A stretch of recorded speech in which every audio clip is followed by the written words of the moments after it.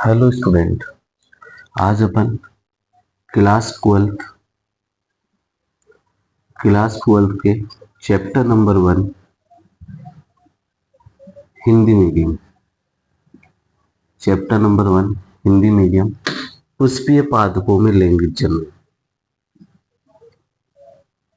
पुष्पीय पादपों में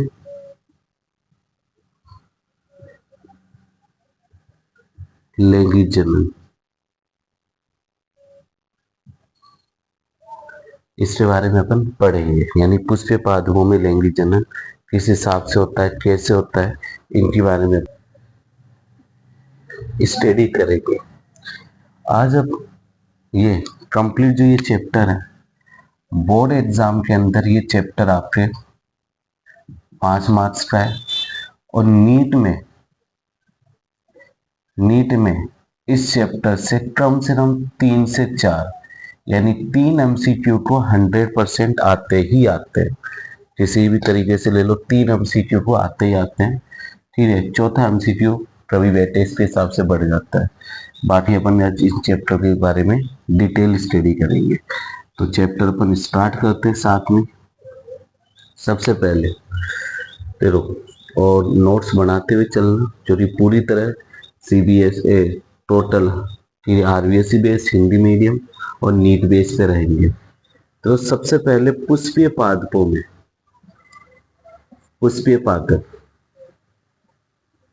देखो, पुष्पीय पादप को अपन आवर्तबीजी भी बोलते हैं, आवर्तबीजी। और दूसरा इसका नाम जैसे एंजियोस्पर्म,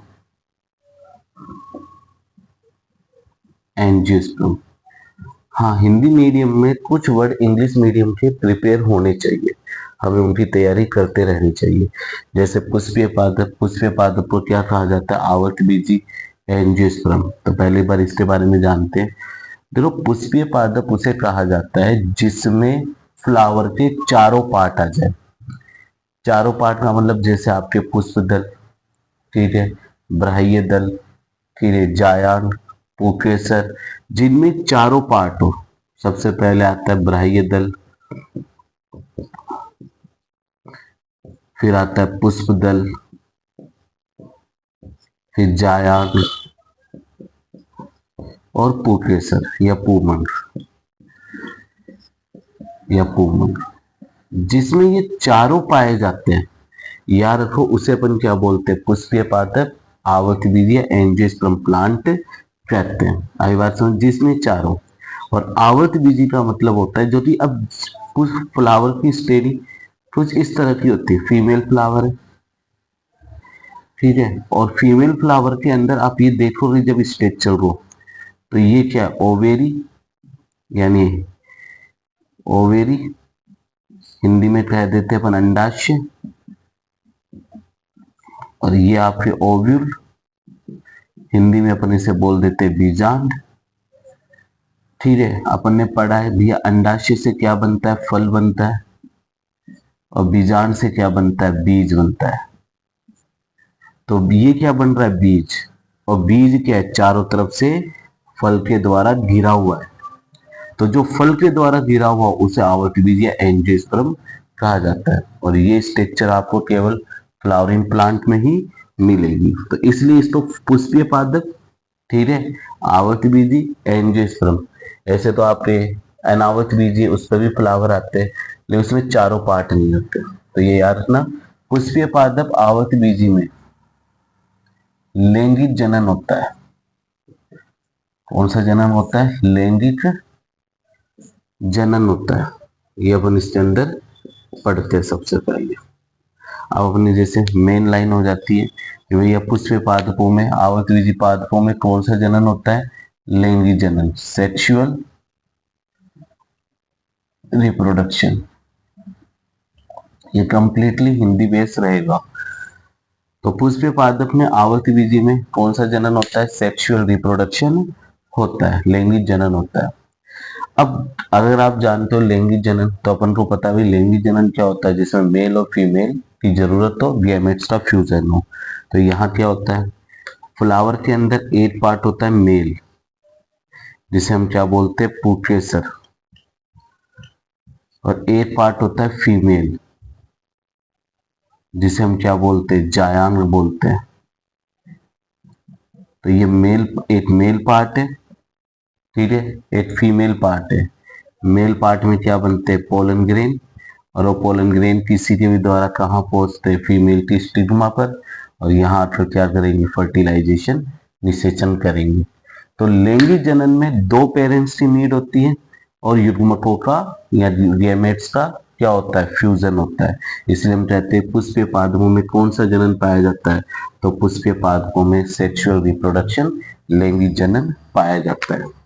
लैंगिक जनन का अंतिम उत्पाद, लैंगिक जनन का अंतिम उत्पाद, अंतिम उत्पाद फल एवं बीज होता है, फल एवं बीज होता है। और लैंगिक जनन का लास्ट प्रोडक्ट क्या है, तो लैंगिक जनन का last product fruit and seed होता है। क्या होता है, फ्रूट एंड सीड। तो अगर अपन से क्वेश्चन पूछ लिया जाए कि भैया पुष्पीय पादपों में, ठीक है, लैंगिक जनन का लास्ट प्रोडक्ट, अंतिम उत्पाद क्या है, तो अपन क्या बताएंगे, फल और बीज। और मान ली किसी क्वेश्चन में आ जाए, कोई ऐसा क्वेश्चन आ जाए जिनके अंदर अपन से पूछ लिया जाए, ठीक है, कि पुष्पीय पादपों में अंतिम उत्पाद कौन सा है, पुष्पीय पादपों में निम्न में से अंतिम उत्पाद कौन सा है, अंतिम उत्पाद कौन सा है। तो अपन से क्वेश्चन पूछ ले और ऑप्शन में अपने क्या दे दिया जाए, ऑप्शन में अपन को दे दिया जाए, पहला ऑप्शन अपने दे दे फल, सेकंड ऑप्शन दे दे अपने बीज, सीड, थर्ड ऑप्शन अपन को दे दे, ठीक है, जैसे ओवेरी यानी अंडाशय, और फोर्थ दे दे इनमें से कोई नहीं, नॉन ऑफ दिस। तो अब इनमें से कोई, अब मैंने कहा वही फल एवं बीज होता है, जबकि यहाँ तो मैं दोनों को ही क्या कर रहा हूँ, अलग अलग लिख रहा हूँ। तो याद रखो सबसे लास्ट में क्या बनकर तैयार होता है, बीज बनकर तैयार होता है। आई बात समझ में।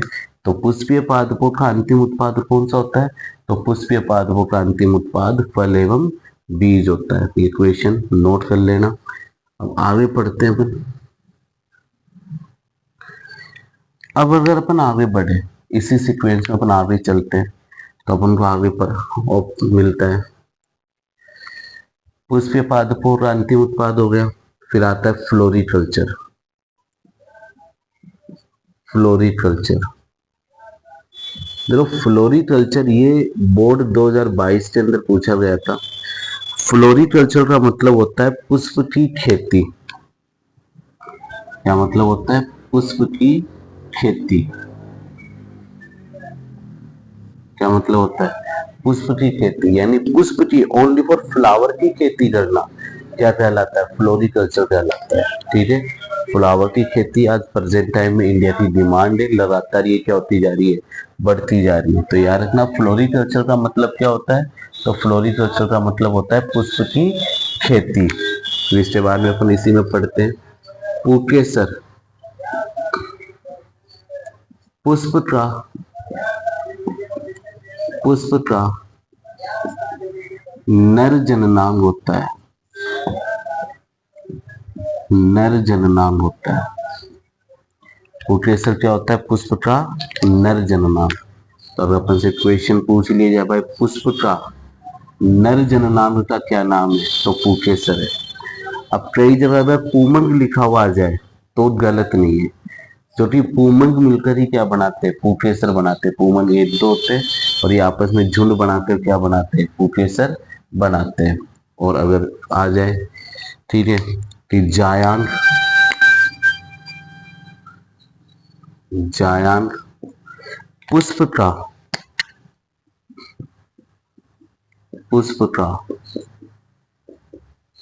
मादा जननांग होता है।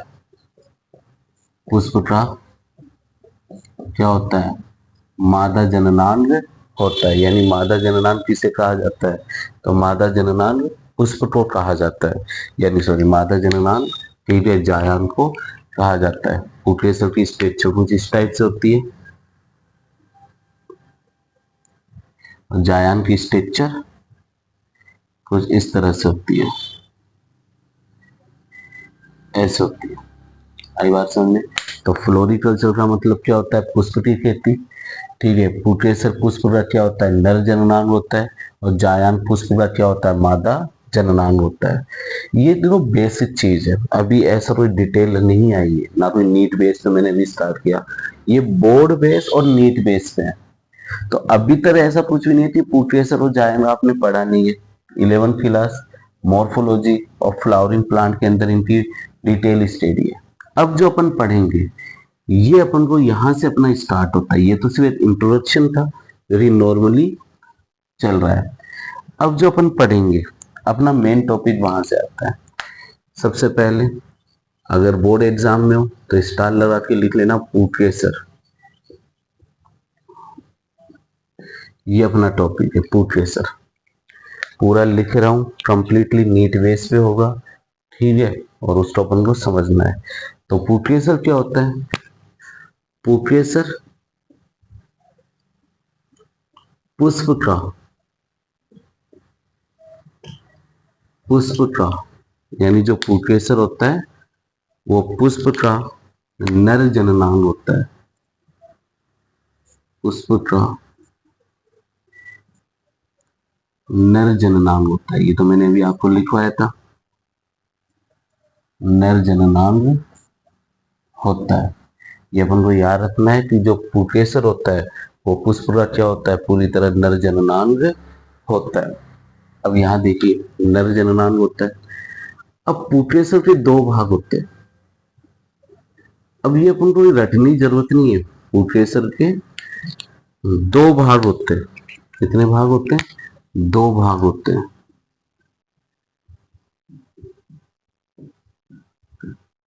पुटेसर के दो भाग होते हैं, पहला तंतु जिसे पूत तंतु भी कहते हैं, और दूसरा ठीक है परागकोश। दूसरा क्या है, परागकोश। जैसे अपन इस टाइप से स्ट्रक्चर बनाते हैं, ये पुटेसर है, स्ट्रक्चर है पुटेसर।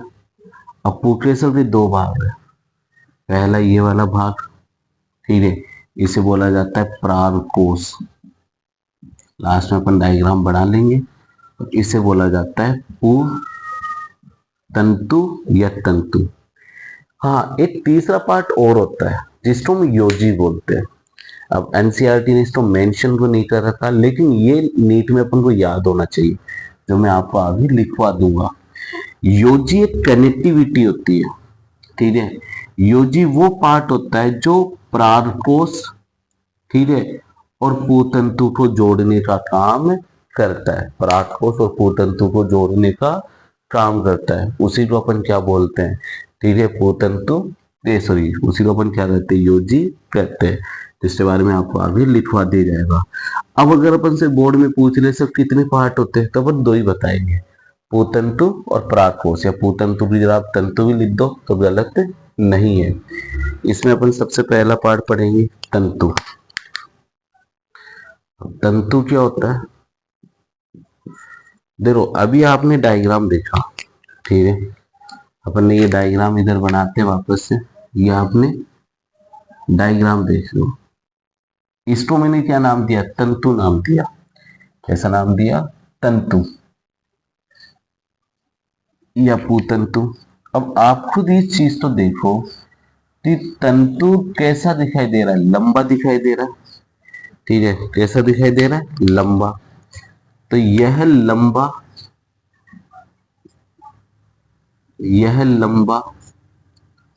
डंठल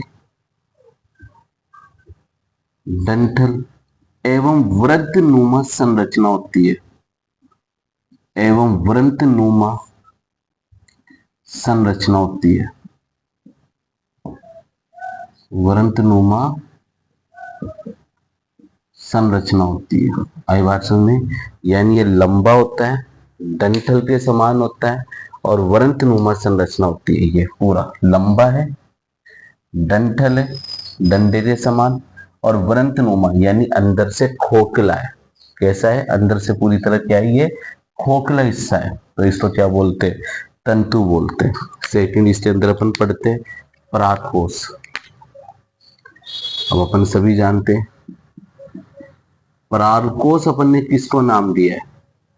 परागकोश अपन ने इस चीज को नाम दिया है। अब परागकोश सामान्यतः ऊपर पाई जाने वाली संरचना, ठीक है, यह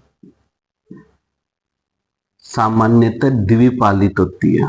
यह सामान्यतः द्विपालित संरचना है। यह सामान्यतः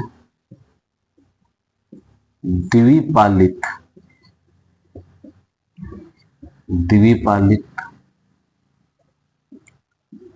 संरचना है। कौन सी संरचना है? द्विपालित। द्विपालित का मतलब है इसमें बाइलोबेड स्ट्रक्चर है। कितनी लोब पाई जाती है? 2 लोब पाई जाती है। ये इस टाइप से 2 लोब, 2 पालियां। वापस से देख लेना एक बार।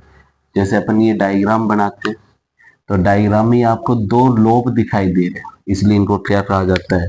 द्विपालित संरचना कहा जाता है। याद रखो, हालांकि चोरी में ये नीट बेस और बोर्ड बेस पे है, तो अभी मैं जो चल रहा हूँ वो कंप्लीटली बोर्ड बेस पे।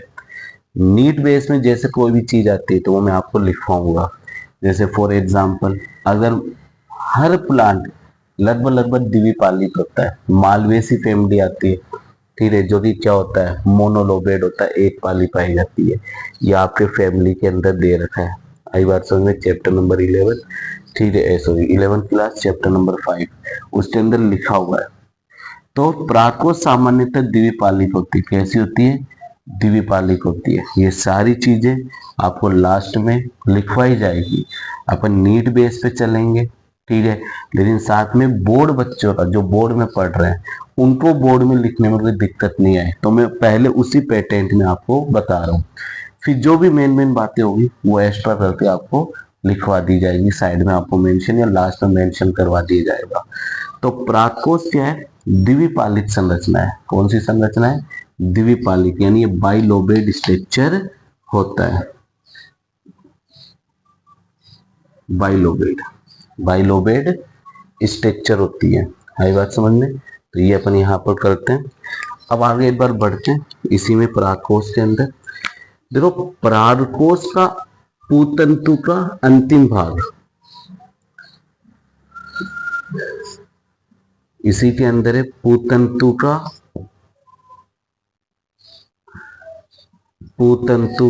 अंतिम भाग।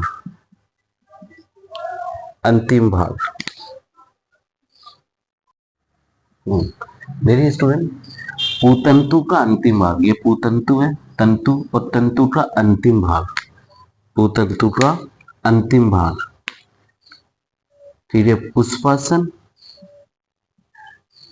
यानी थैलेमस, पुष्पासन या पुष्प दल से जुड़ा होता है। पुष्प दल से जुड़ा होता है, पुष्पासन या पुष्प दल से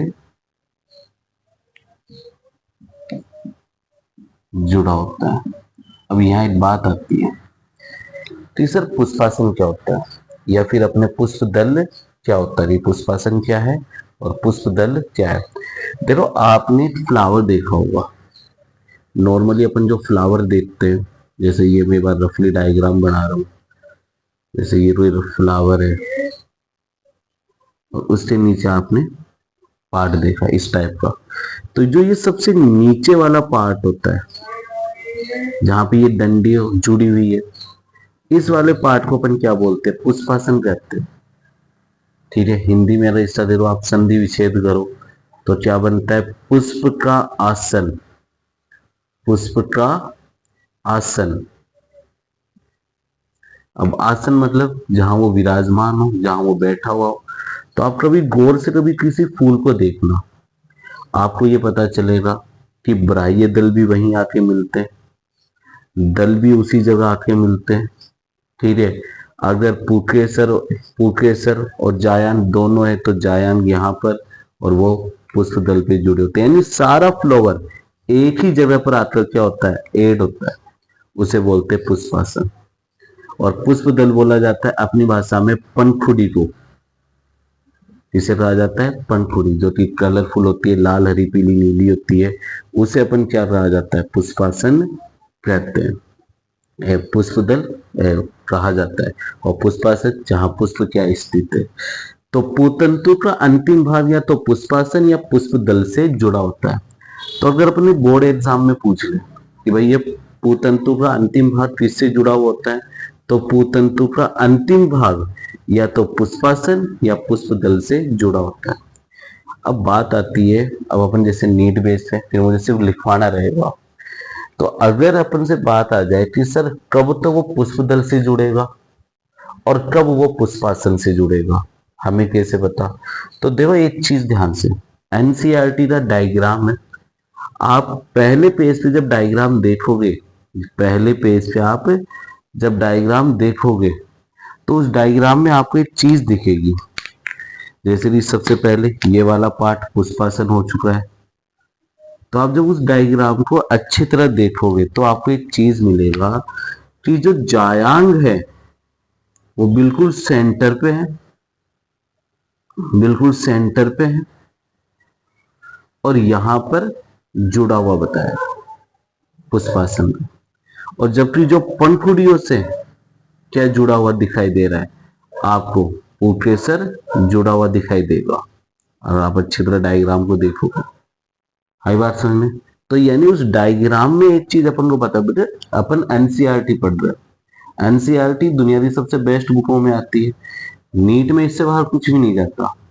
तो उसने इस चीज को वहां एक्सप्लेन कर रखा है। अब बस बात यह है कि अपन कितना समझ पा रहे हैं।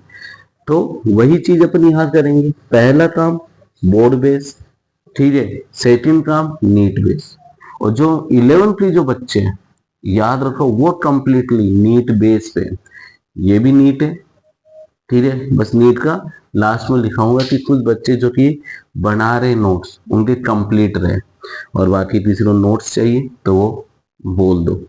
तो याद रखो, अगर पुष्प द्विलिंगी हुआ, पुष्प क्या हुआ, द्विलिंगी हुआ, द्विलिंगी। अब द्विलिंगी शायद आप जानते होंगे, ऐसे पुष्प जिसमें नर और मादा दोनों क्या हो, शामिल हो, यानी पुकेसर और स्त्री केसर।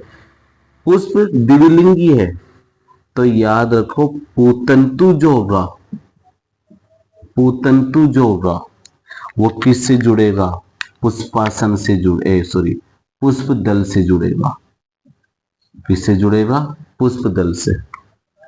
और अगर पुष्प एकलिंगी हुआ, क्या हुआ, एकलिंगी हुआ,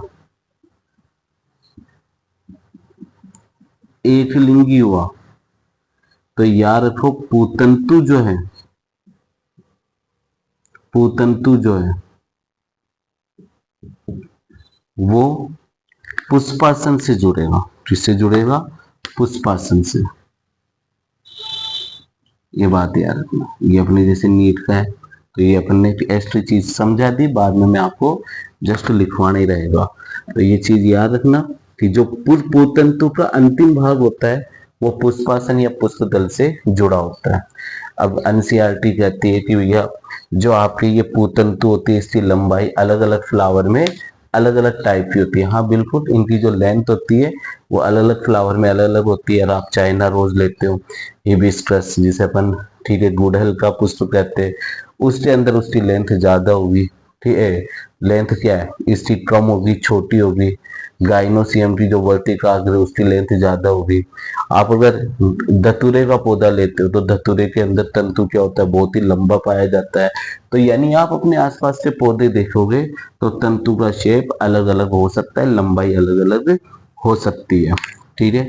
अब इसी में चले तो प्रत्येक पाली, नीट में आई हुई लाइन है, परागकोश की प्रत्येक पाली, देखो मैंने लिखा यहाँ परागकोश, कि प्रत्येक पाली, कौन सी पाली, प्रत्येक पाली, यही बच्चे बस यही गलती करते, प्रत्येक पाली। तो पराग कोष की प्रत्येक पाली 2 कोष्ठों में विभाजित होती है, 2 कोष्ठों में विभाजित होती है, 2 कोष्ठक में विभाजित होती है।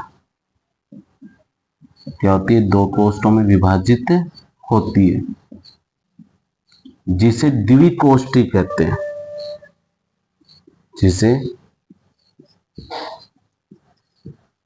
द्विकोष्ठी कहते हैं। अब अपन को देखो समझने वाली बात है, और 12th में तो आपकी इसका प्रैक्टिकल है बाकायदा, तो याद रखो द्विकोष्ठी क्या होता है। ये देखो पुकेसर, पुकेसर में कितने परागकोष, 2 परागकोष, 2 परागकोष को विभाजित करें, यानी प्रत्येक परागकोष को, प्रत्येक पाली को कितने कोष्ठ होते हैं, तो प्रत्येक पाली में 2 कोष्ठ होते हैं। कितने कोष्ठ होते हैं, 2 कोष्ठ। तो इसे अपन ने क्या नाम दिया, द्विकोष्ठी नाम दिया। तो अब यहाँ एक क्वेश्चन बन जाता है कि आवर्त बीजी या पुष्पीय पादपों के पुकेसर में, पुकेसर में, मैं प्रत्येक वर्ड नहीं बोल रहा, पुकेसर में कितनी पालियां होती है, जैसे नोट कर लेना, जैसे क्वेश्चन बना रहा हूं, इससे आगे अपन कंटिन्यू चलेंगे। अभी एक पॉइंट पूरा नहीं हुआ, याद रखो, अभी अपन पुकेसर ही पढ़ रहे हैं।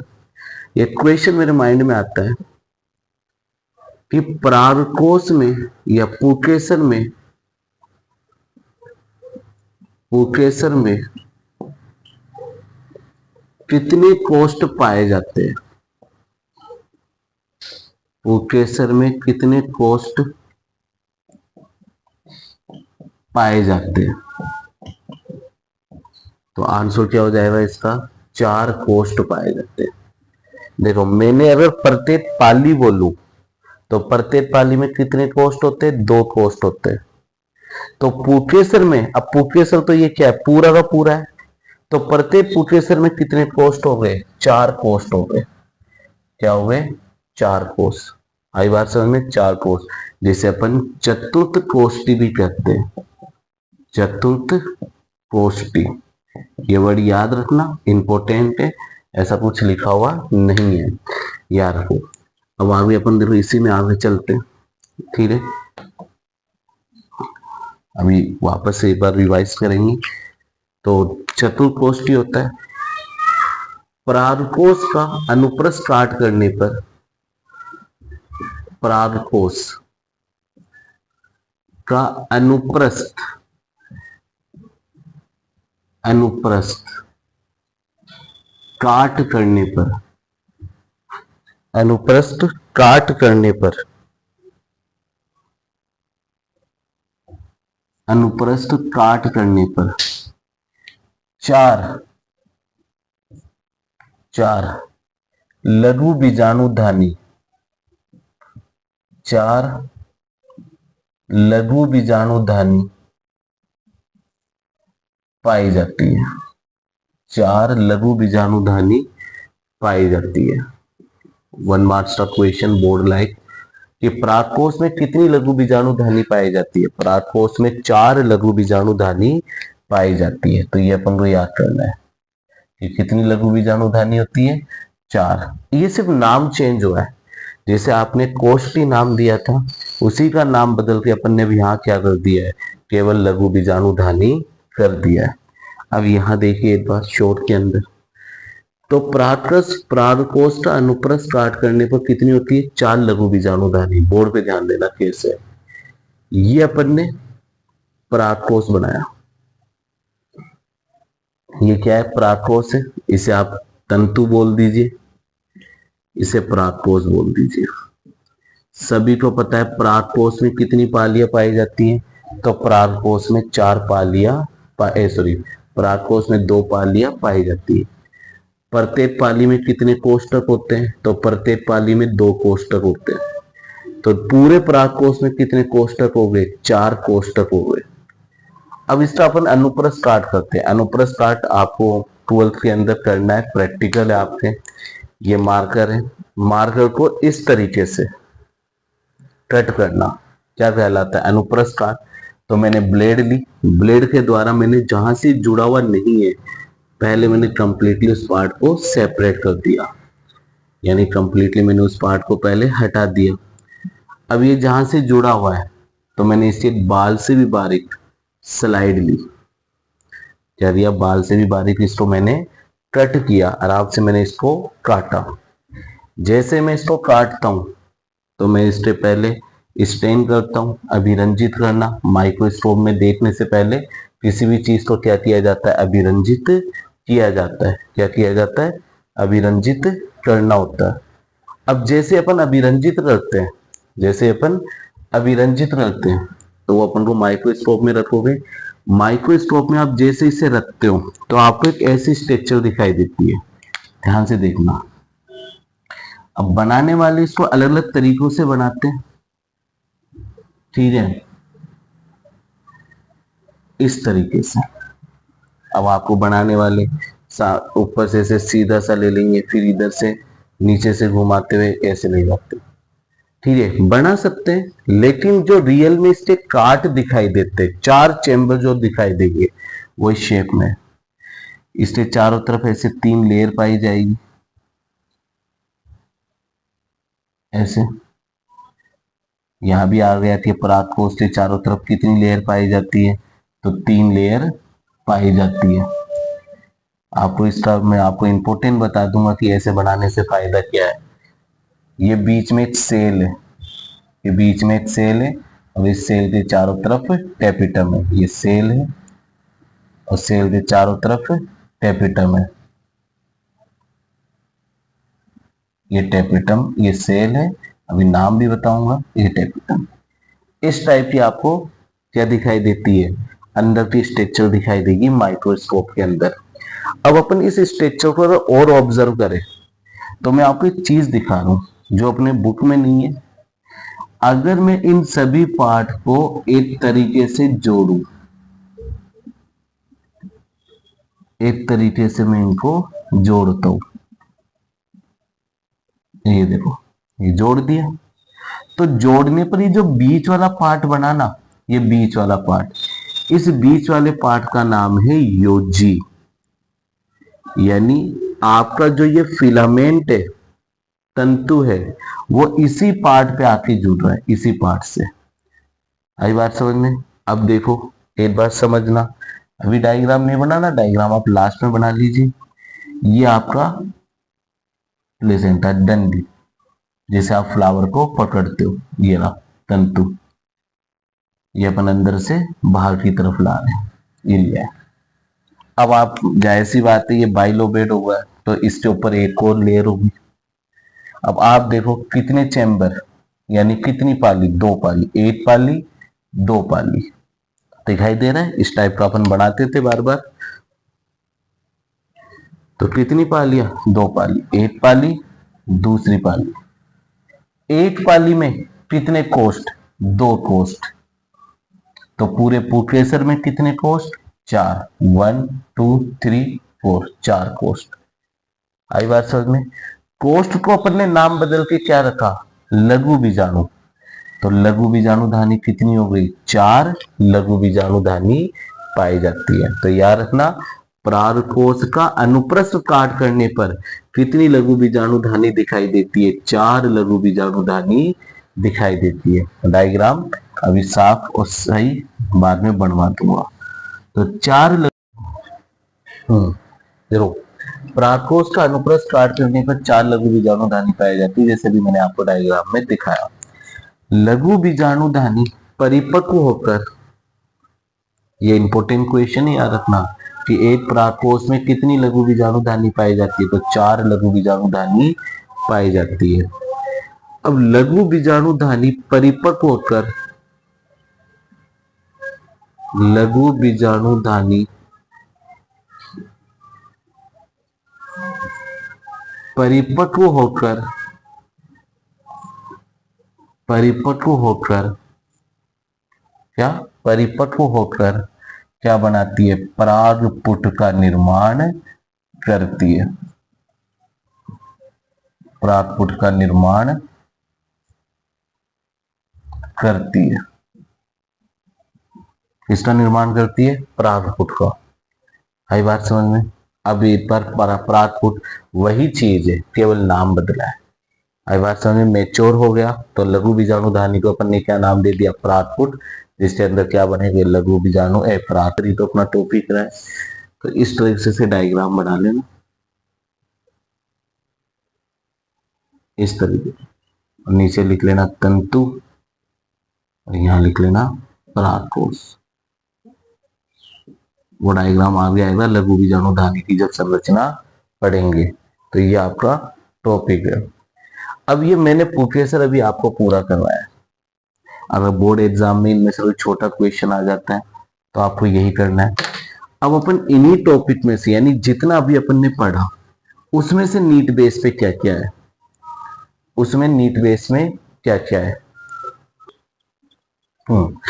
अब अपन जितनी भी चीजें भी अपन ने पढ़ा, देखो चाहता तो मैं साथ के साथ लिखवा सकता हूँ, लेकिन मैं चाहता हूं कि बोर्ड वाले बच्चों को एक सेपरेट मिले। देखो बोर्ड में लिखने का है, ठीक है, बड़ी बड़ी इंस्टीट्यूट में पढ़ने वाले बच्चे होते हैं तो इनके कंप्लीट नंबर क्यों नहीं आते? क्योंकि बोर्ड में तरीका होता है लिखने का, और आप बड़ी बड़ी इंस्टीट्यूट में बच्चे पढ़ते हैं, उनको उस हिसाब से पढ़ाया जाता है। वो बच्चे फिर, क्योंकि वो साल भर एमसीक्यू की तैयारी कर रहे हैं, ठीक है। मैं यहाँ दोनों आपको लेके चलूंगा, नीट बेस भी और बोर्ड बेस भी। जैसे अभी जस्ट मैंने आपको पूरा पुकेसर मैंने आपको कंप्लीट करवाया, डायग्राम तक मैंने बताया। अब मैंने पुकेसर में भी जितने क्वेश्चन बनते हैं वो मैंने आपको बीच बीच में समझाए। अब बस उनको लिखना है। लिखने का पहला तरीका, जैसे सबसे पहले, ठीक है, मालवेसी फैमिली, मालवेसी कुल। कुल क्या होता है? एक पालिक होता है। अब ये केवल मालवेसी एक पालित होता है। अब ये चीज आपको कहाँ मिलेगी? 11 क्लास में जो फैमिलीज है उसके अंदर आपको मिल जाएगी, ठीक है। सेकंड अपन ने इसमें पढ़ा, अगर पुष्प द्विलिंगी है, द्विलिंगी है, ठीक है, तो जो पुकेसर है, पुत्र द्विलिंगी है, तो पुकेसर कहाँ जुड़ेगा? पुष्पासन से। पुष्पासन, पुष्पासन से। और अगर पुष्प एकलिंगी है, एकलिंगी है, तो कहाँ जुड़ेगा? सॉरी, पुष्पदल से। और एकलिंगी है तो पुष्पासन से जुड़ेगा। ये मैंने आपको बताया। एक तीसरा पार्ट मैंने आपको योजी के बारे में बताया। योजी, अब योजी क्या होता है? वह पार्ट, वह भाग जो पुकेसर, जो पुतंतु, पुतंतु व परागकोश को जोड़ने का, देखो योजी वह भाग है जो पुतंतु और परागकोश को जोड़ने का कार्य करती है, जोड़ती है, कार्य करती है। ये अपन को इसका याद होना चाहिए कि भाई योजी भी एक पार्ट है, जो मैं आपको उस डायग्राम के अंदर शो करवा दूंगा। हाँ, तो वह बात जो पुतंतु और परागकोश को जोड़ने का कार्य करता है, क्या कहलाता है? योजी कहलाता है। अब इसके अंदर एक सबसे मेन चीज, नाम।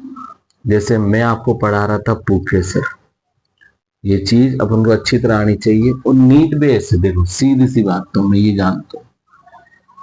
सबसे पहले जैसे पुकेसर, मैंने आपको टॉपिक स्टार्ट किया था पुकेसर का। पुकेसर के अंदर मैंने आपको पढ़ाई थी पुकेसर की संरचना कैसी होती है। तो पुकेसर की संरचना होती है द्विपालिक। कैसी होती है? द्विपालिक। फिर मैंने आपको बताया कि द्विपालिक स्ट्रक्चर होती है, और प्रत्येक पाली में, प्रत्येक पाली यानी द्विपालिक और प्रत्येक पाली कैसी होती है, द्विकोष्ठी होती है। यानी प्रत्येक पाली में क्या होता है, द्विकोष्ठी। अपन को ये नाम याद करना है। तो अगर पूरे प्रारकोश की बात करें, प्रारकोश की, तो प्रारकोश में चतुर्थ कोष्ठी क्या होता है, चतुर्थ कोष्ठी होता है। अब अगर द्विकोष्ठी है तो द्विकोष्ठी को मैंने नाम दिया, ठीक है, द्विकोष्ठी का नाम बदला, उसको जब मैंने अंदर से कट किया तो नाम आ गया उसकी जगह लघु बीजाणु धानी, लघु बीजाणु धानी। और जब भी मैं लघु बीजाणु धानी बोल रहा हूं, याद रखो उसके अंदर लघु बीजाणु का निर्माण होगा, लघु बीजाणु का निर्माण जब भी, लेकिन याद रखो ये चीज। और लघु बीजाणु धानी, लघु बीजाणु धानी आगे जाकर किस में बदल जाती है, परागपुट में बदल जाती है। और परागपुट में क्या बनते हैं, पराग कणों का निर्माण, यानी परागकण। ये अपन को याद रखना। कई बार क्या होता है कि हमारे सीक्वेंस टाइप के क्वेश्चन आ जाते हैं, क्या होते हैं, सीक्वेंस टाइप के क्वेश्चन आते हैं, तो अपन को ये पता होना चाहिए। जैसे अभी मैं इसी साल क्वेश्चन अटेम्प्ट हुआ, तो वो आपको कल आ जाएगा, तो कल तक अपन ये पढ़ेंगे। यहां तक आप अच्छी तरह नोट्स बनाएं, ठीक है। सभी स्टूडेंट से यही कहूंगा जो हिंदी मीडियम के हैं, ये प्रॉपर बोर्ड बेस और नीट बेस है। जैसे अभी ये जस्ट मैंने आपको लिखा, तो ये नीट बेस है, इसका आपका बोर्ड वालों से कोई लेना देना नहीं है। लेकिन मैं एक ही बात कहूंगा, बोर्ड की है, सिलेबस वही है, केवल थोड़ा सा मटेरियल एक्स्ट्रा चाहिए। और अपन एनसीईआरटी बेस चलेंगे, इसके अपर लेवल का या एक्स्ट्रा मटेरियल नहीं पढ़ाएंगे। तो ये याद रखना, पूरा करना है।